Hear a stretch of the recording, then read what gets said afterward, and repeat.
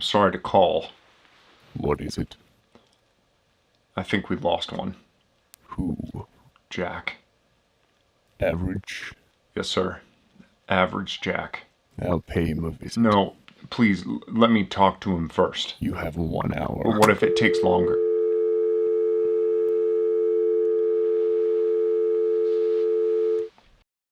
All right.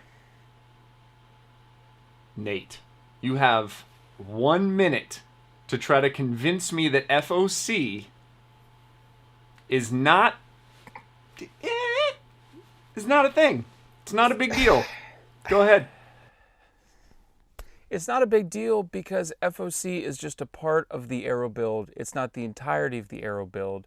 And FOC is the arrow, which is only half of the system. The bow is the other half, which is just as important. So you didn't need like 15 seconds. You didn't even need your whole minute. Now I'm super No, I need like intimidated. 15 seconds. FOC is like 1/10 of the whole plan, in my opinion. There's so many other factors that go with it. The bow being 90% of it. The bow being 90% of it. All right, so I will take a strong man stance on the other side, and I will say, here is why FOC is a very important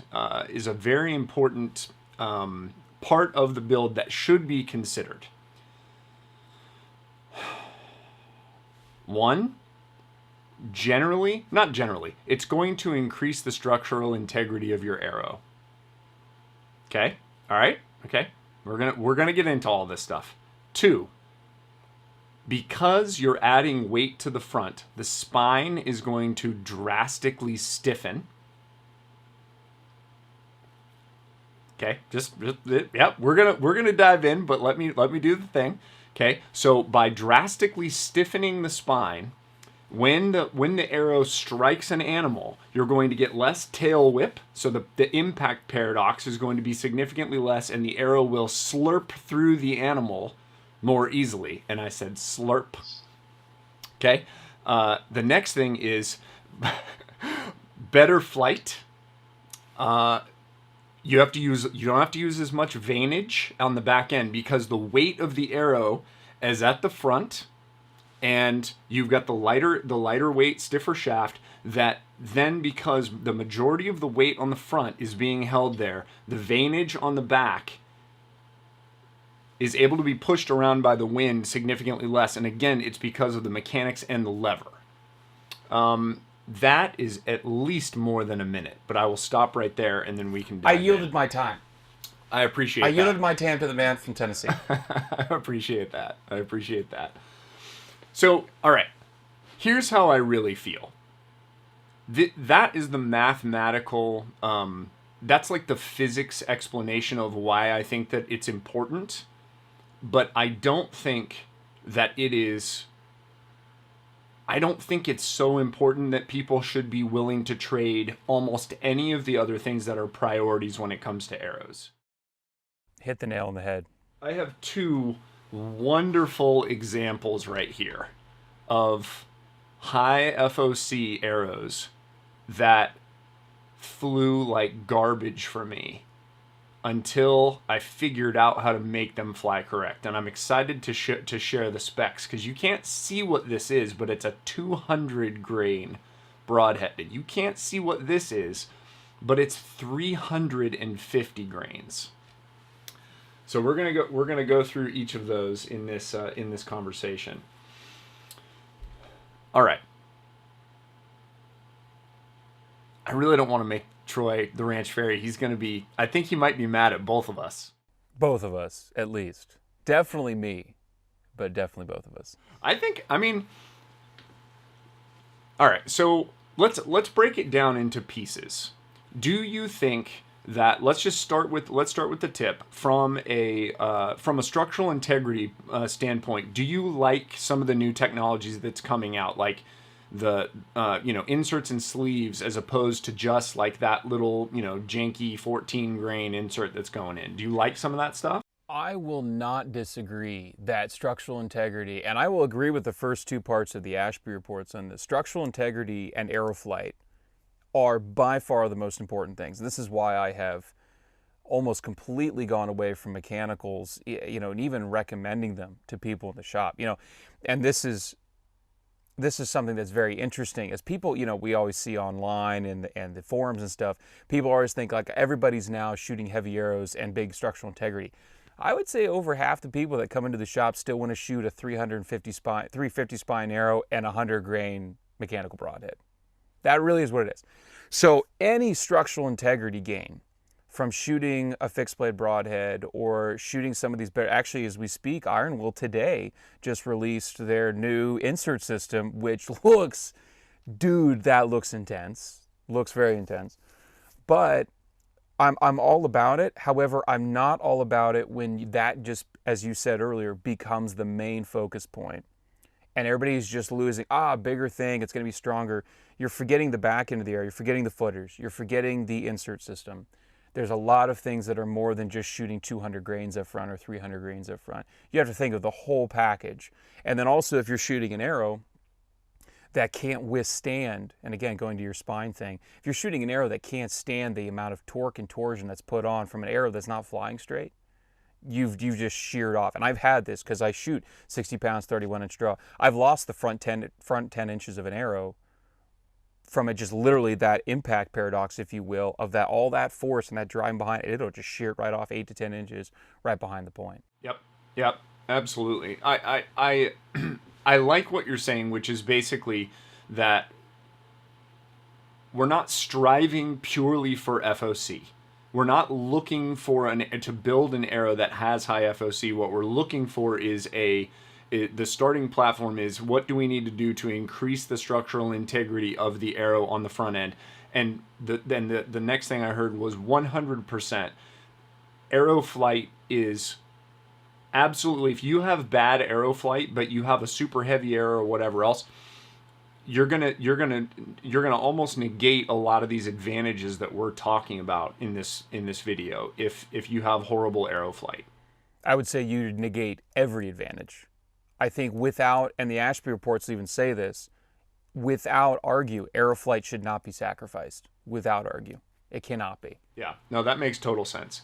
All right, so let me ask you a question, and this is one of those things that I want to ask more people that kind of have more experience. If you had an arrow that flew really, really well, and it had 225 grains out front,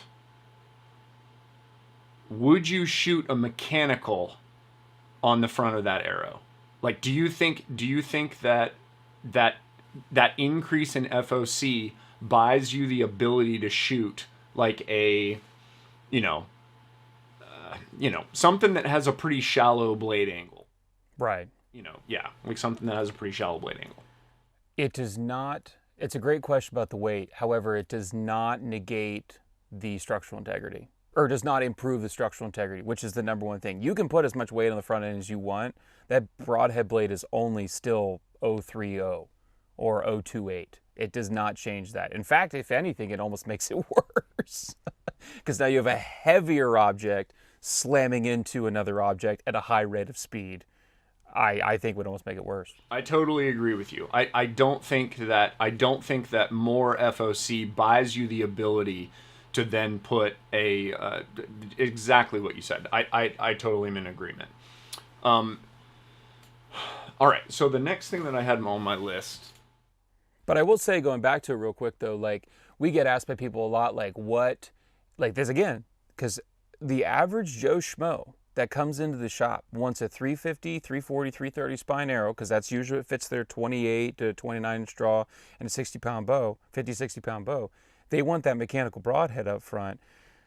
Even though that, the FOC might not necessarily gain you the structural integrity because the broadhead's still there, it will gain you the weight that people want to be able to shoot that. Like when they come into the shop and they say, hey, I'm shooting a 380 grain arrow and I have a 27 inch draw, what mechanical can I shoot? I said, none of these.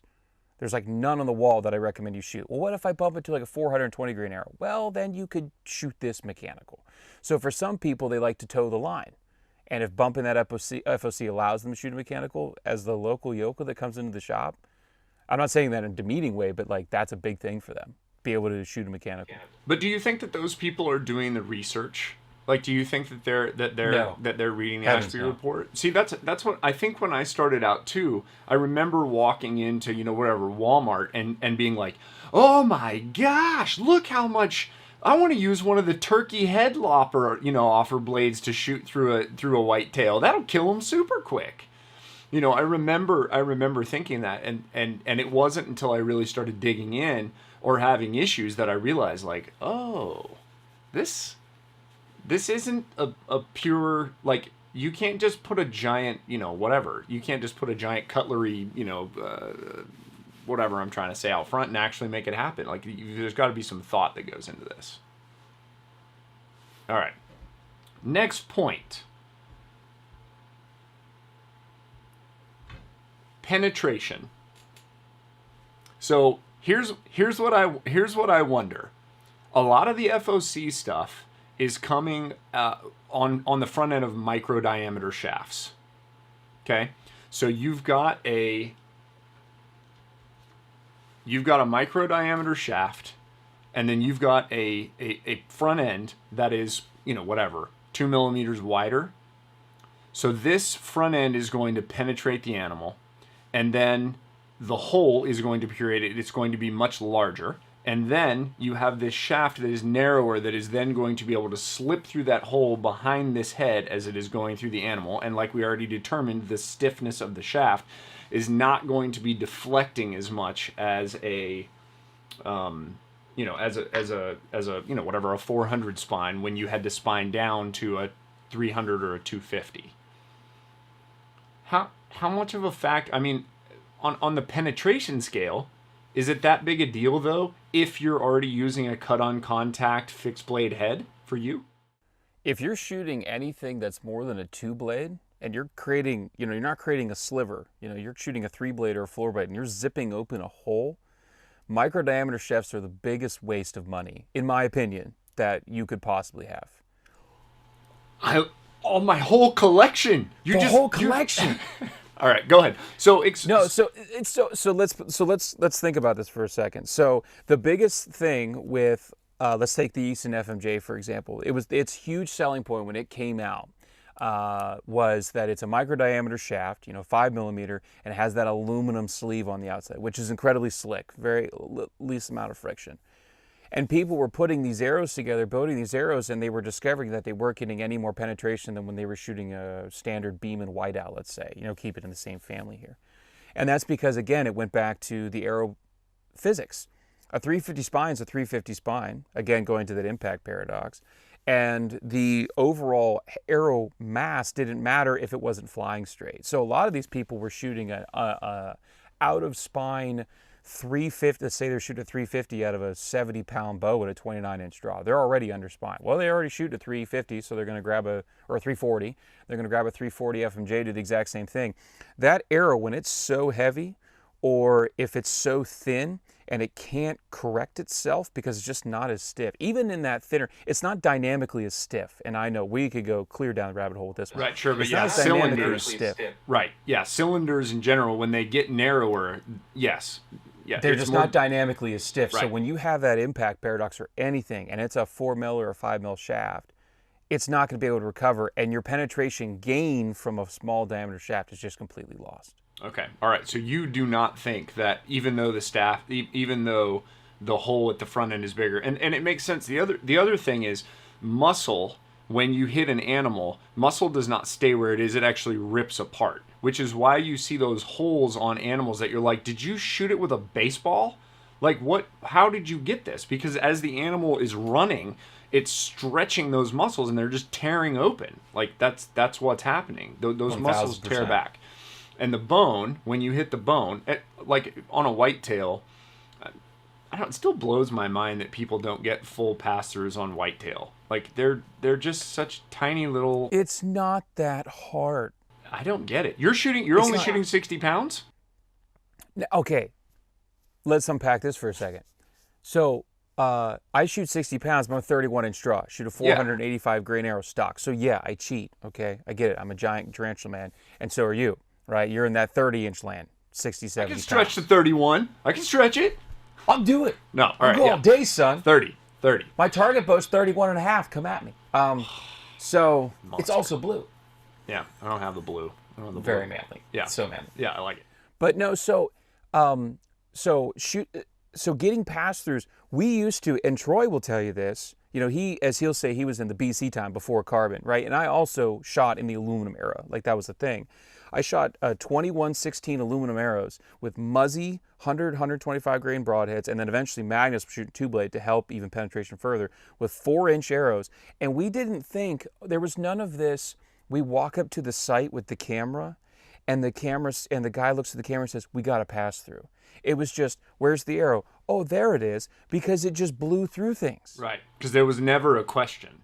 There was never a question, and that's because we were shooting 450, 470 grain arrows, weren't even thinking about it, and that's a 21-16, which is about the same diameter, a little bit larger than your standard carbon arrow of today, and we had no problems. All of a sudden, we go light and fast and untuned, which is another big problem, and all of a sudden we can't get through whitetails anymore, which just blows my mind. Okay, so that is a great segue over into the tuning portion of this, because I think that what you just touched on, very light and very fast arrows, especially for guys like us. Like my VXR is 75 pounds at 30 inches. So if I go with a super light arrow, it takes me a little more finagling to get that thing to really work the way I want it to work. But then if I go with a super high FOC arrow, it's the exact same thing. The forgiveness, it seems like, on both ends of the scale kind of goes away for me. I would completely agree. Both ends, the heavy end and the light end. And anecdotally, about 7.25 to 8.5 grains per pound. I find that if you hand me an arrow between 7.25 and 8.5 grains per pound, I can get it to tune with my eyes closed, my hand tied behind my back, which ironically for most people ends up being the kind of the standard carbon arrow build. Your standard insert, 125 grain point for most people, standard whatever spine arrow is, about 7.25 to 8.5 grains per pound. That's just a sweet spot I can't get to stop tune. Breaking my heart right now. I think that I'm trying to think of this arrow here. So let me run you down the specs of this arrow here, and then I'll explain what happened when I started shooting it. I wanted to build a monster high FOC arrow because I just wanted to see, is the hype worth it? So this ended up being 100 grain steel sleeve here. 350 grain point. That's long. This is the other thing. Is it's a longer ferrule. 200 spine. And the 200 spine is only 11 GPI, which is crazy to me that they got it down to 11. This right here, this 150 spine is 16 GPI. So this is crazy.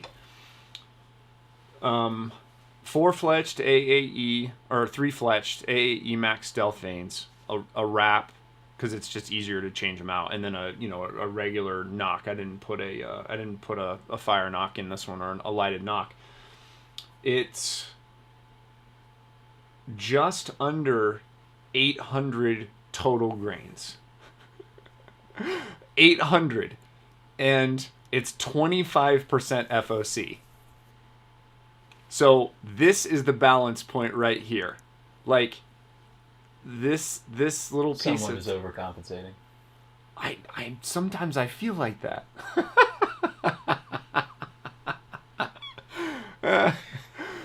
You know what they say about big arrows, right? Big draw length. Giant draw length. So here's what happened when I started shooting this arrow, okay? Which, structural integrity, probably through the roof. The penetration that I'm talking about, because of the micro shaft that you don't agree with, the impact paradox, the whole deal. I had to turn my bow down almost 10 pounds. I just had to back it down to get those groups to start to close back up. It's too much. That lever on the front end was too much as that arrow was flexing coming out of the bow. But then I moved to this guy here, which is 900 grains, but it's only 16% FOC. And this thing flies like a beast. 16% FOC. 135 grains up front, plus the 200 grain head. 16 grains per inch on this Rampage shaft. 150 spine. Dude, it's like a pool cue. A 2x4 with fletchings on It's it. unbelievable, but it's so much fun, and I can't wait to kill some pigs with it. So, if somebody... Do you judge people that want to shoot higher FOC arrows? Like, is this a thing where you're just like, you're such an idiot? I don't judge anybody for any decision that they make. I really don't. I don't care. Here's what I will say though. And this goes back to what we were talking about earlier with prioritizing things, this, that, and so on and so forth. What's happening right now with a lot of people with the FOC thing is, again, goes back to like getting the penetrations on a whitetail. That whole arrow with a Magnus or a Muzzy, that 2116, that whole arrow maybe cost me $12. I fear to think what that Iron Will or that Valkyrie... I can tell you. Would love to know. I mean, this head by itself... Wait for it. ...is a $30 broadhead by itself. Okay, I would imagine when I put my fire knock in this thing that this arrow is pushing $60. This one arrow. For a whitetail. Now, this is probably not a fantastic whitetail arrow. This is probably a fantastic Tyrannosaurus Rex arrow. So, hippo, elephant. Would I pay more money to kill a T-Rex? No, so here's the thing though. If I'm shooting out of a tree, this arrow is going in the ground. Presumably. I mean, maybe in Tennessee it's super rocky, so maybe I'm hitting a rock, but I've got the lighted knock on the back end, so I'm assuming that when I make this shot, I'm going to be able to find the arrow. I used 615 grains on the elk that I got in New Mexico this year, and arrow slipped right through, found it in the dirt, and then I killed 2 more whitetails with it and an armadillo. Same arrow, and I've still got it. So, like, that's where, to me, a lighted knock is super valuable, especially if you're going to shoot something that's more expensive like this, because then you can actually find the arrow. Yeah, it's not, in 2021, folks, you should be shooting lighted knocks. Like, it's not even an option at this point. And the fire knocks are killer. They're a little bit on the high, they're definitely on the high end, but like lighted knocks are worth it, in my opinion. They are, and to me, they're worth the even though I'm advocating that some FOC is probably a good thing, I think that the lighted knocks and the fact that it does actually a pretty fair job knocking down your FOC. I think that the lighted knocks are 100% a mandatory thing that needs to go on your arrow. Yeah, whether you film or not, it needs. Whether you film or not, you need to find the arrow so you can see what kind of blood you got. Like, it's almost especially if you don't film, because if I shoot a deer and I can literally watch that light go through that animal, and then you go, oh, cool, I hit it exactly where I wanted to, or I hit it back, or I hit it forward, and you just know, yeah, and the more companies that keep coming out with lighted knocks, and the better and better they get, and the cheaper they get, that's great by me. That's it's so good. Yeah, I would love that. Good. All right, let me look at this list and see if there's anything else that we need to talk need to talk about. I got a list. I got a list. I want to make sure. Teachers make lists. Real estate agents make lists. They're not an agent. Whatever you are. I'm not an agent. I'm a general contractor, licensed general contractor in the state of Tennessee. I build houses. That's what I do for a living. The last thing that I want to, like, if you take the arrow, your example arrow, the $12 arrow, and you put a fixed blade head on the front of it, on whitetail, penetration and the ability for that arrow to kill an animal is virtually, your pass-through is virtually guaranteed. Like, I'm not saying 100%. I'm not saying it's 100% guaranteed. But when you switch from a mechanical over to a fixed head, even 31-inch draw, 60 pounds, you're going to get through a shoulder blade. Now, maybe the arrow's hanging out by the veins on the far end. Maybe if you hit the offside leg, you're going to break the leg, but maybe it doesn't go all the way through. But even with that, just the little hit insert just carbon on carbon, or carbon on broadhead, you're probably going to get a pass-through. So that, the penetration and the killing ability of the arrow, the number one thing you can do is not FOC. It is cut on contact, fixed blade broadhead. Cut on contact, fixed blade broadhead, and perfect arrow flight. That will solve, and I will scream this and preach it from the rooftops until I don't have any breath anymore. That solves 90% of people's problems. It really does. Cut on contact, fixed blade broadhead, or really, you know what, any fixed blade broadhead. But cut on contact, in particular, fixed blade broadhead, and perfect arrow flight solves 90% of people's problems. I'm willing to wager money. No, I think you're 100% correct. I am still going to shoot. I like micro diameter shafts. I don't know why. I like the way they fly. I like some FOC out front because I feel like I have an easier. I kind of know my ranges of everything. I know where spine wise I want to be. I know generally how long it's going to be, and I kind of just have like a thing figured out. And I don't know what it is. There's just something super sexy about like narrow, small shafts. That's a weird thing to say on a Zoom call that's going to go on YouTube. But I think I'm going to continue to shoot micro diameter shafts. That said, like these Rampages, I really like those. But I am going to beef up my structural integrity on the front end using Iron Will stuff, using some Valkyrie stuff. But what I'm not going to do is I'm not going to chase FOC. I'm not going to do it because I'm kind of with you. I don't see that there's much point in trying to reach, Ashby talks about 30% FOC. I don't know how that's even possible. I don't even know how 19% is without making a $60 arrow. Ooh, now that's a very good question. I don't really think about like, I just go, can I make this thing? And I don't ever go, this is a thing you're probably going to lose. And it's like literally just $50. Well, like again, like when people come into the shop, now I don't own the shop. I want to make this very clear. People keep asking me, can I come bring a bow to the shop? I don't have a shop. I have a basement. Stop asking me. When people come in to buy, I'm like, yeah, they ask me like, what arrows do you buy? I'm like, well, I'd buy a dozen of these. And they're like, I'll go 6. People don't really genuinely, like I'm telling you, the vast majority of people don't want to build a $30, $40, $50 arrow. Now, I will not disagree with the person who does. You got a $60 arrow and you blasted through every single animal you shot. And that is exactly what we want. So if that arrow is what you need to do, that's awesome. If it's micro diameter, if that's what you need to do, that's awesome. And I don't have anything against micro diameter shafts. Go for it. You're not worried about small shafts. He's not Listen, worried about small shafts. I get Listen, small shafts need loving too, okay? That's all I'm just saying, okay?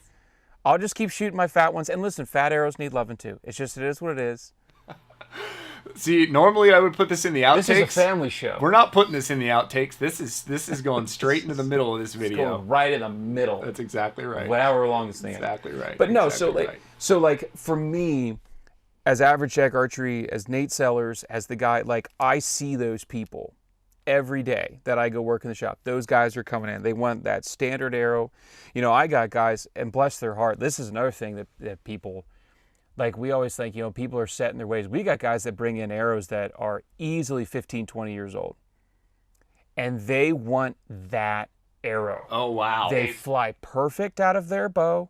They love their, I'll tell you what, the number of guys, if I had a nickel for every dude that brought in a Matthews Switchback, Adrenaline, Reason, Switchback XT, anything from the 2005, 2009 era of Matthews. They don't get rid of those things. Dude, shooting Carbon Express Maxima Hunters in like that 9.8 GPI. If I had a nickel for every time those guys came in looking for that exact arrow and the string, those guys have a killing machine and they are happy with it and they want that killing machine again. And I have to look at them and say, listen, times have changed in 15 years, but here's what I can give you that's close.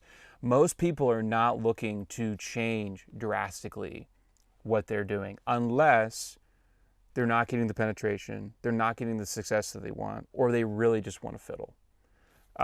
But, as someone like build the $12 or build a $60 arrow, but that's just the way I see it when I'm working in the shop on that daily basis. Yeah, no, totally. And I think that you have, I think that there's such a range of archers, and such a range of knowledge that people are looking for. Like, I think you're exactly right. You get guys that have a 15-year-old bow and are like, dude, this thing kills deer every year. Why would I buy a new bow? Who cares? And their 340 spine that's probably acting more like a 400 spine now because they've shot it 1 billion times and broken that spine down. Oh boy, he's talking about broken down spine now. We're really going down the rabbit trail. Yeah. Well, I mean or their knocks. Like, think that's another thing. Is every knock in their group is all stretched out and or off kilter. Disasters. But honestly, a lot of those guys may literally not shoot their bow throughout the year. They may show up at a bag 20 yards and shoot away and go, all right, I'm hitting a paper plate at 20. That's good enough to kill a deer, which horrifies me. That is horrifying to me. But I get it. Like, that's that's going to happen. But what I want to do is build boutique arrows for fancy people. We knock with our pinkies up. Exactly. Do a little arrow twirl. throw that sucker in there with the pinky with up. the pinky up. And my camo gloves. My fingerless camo gloves. Listen, it's cold in that shipping container. Dude, It is what it is. I'm telling you, the reason I'm not wearing all this because it's like cool. I'm wearing it because the tiny space heater. I feel cool. I could hood up. I'm wearing it because it's literally probably 50 degrees in here, and Nashville, Tennessee is not used to getting snow, and we have snow right now, and it's not as much fun as I was hoping it was going to be. No, it never is. It's fun for like the first month. Right. And then it's like, I want to like go grab Jocelyn and hook her to the back of the 4Runner and just haul ass down the driveway. That's awesome. Just go on.